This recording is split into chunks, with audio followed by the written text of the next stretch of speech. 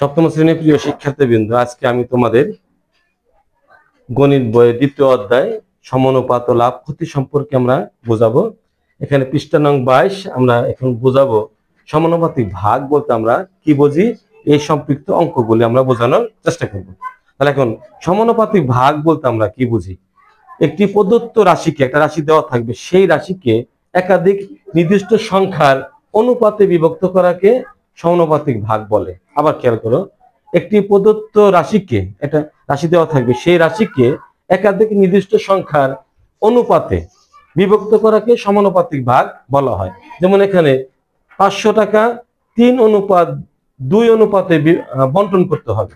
তাহলে এখানে কি আছে? প্রদত্ত অনুপাত কত দেওয়া আছে? 3:2 কত? 2। তাহলে এই 3 কে বলা হয় কি কি বলা হয়? পূর্ব রাশি জানি। আর এই 2 কে বলা হয় কি? উত্তর রাশি জানি, আমরা জানি এটা উত্তর রাশি। তাহলে আমরা এখন লিখতে পারি যে অনুপাতের সংখ্যাগুলির যোগফল, অনুপাতের সংখ্যাগুলোর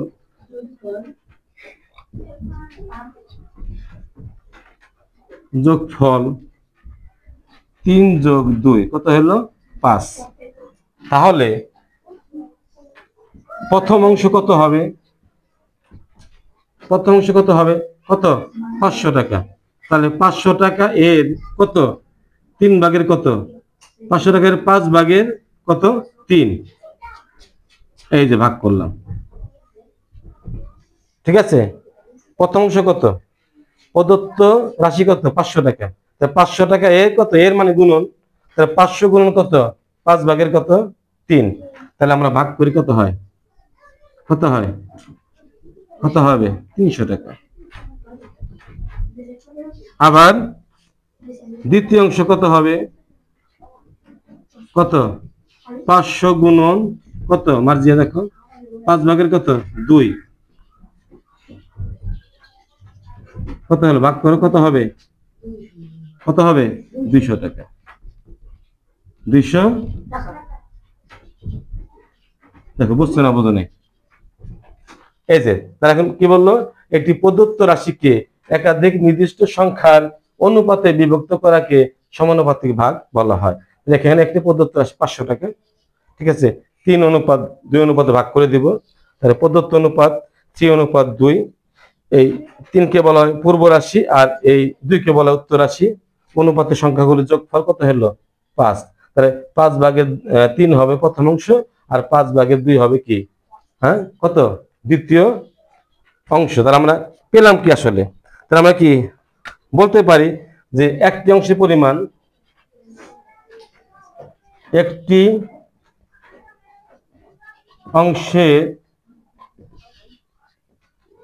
পরিমাণ প্রদত্ত রাশি কত? এর সূত্র হতে পারে প্রদত্ত রাশি গুণন ওই অংশের আনুপাতিক সংখ্যা, ওই অংশের আনুপাতিক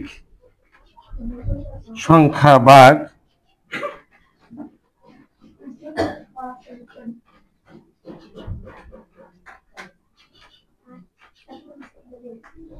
অনুপাতের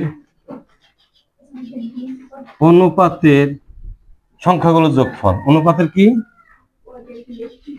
সংখ্যাগুলোর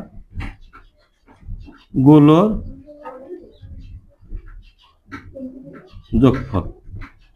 দেখো ভালো করে, ঠিক আছে। তাহলে কি হলো? একটি অংশের পরিমাণ সমান প্রদত্ত রাশি গুণন কি? অনুপাতের সংখ্যাগুলোর যোগফল হবে নিচে। তারপরে ওই অংশের, এই যে অংশটা, এই অংশের আনুপাতিক সংখ্যা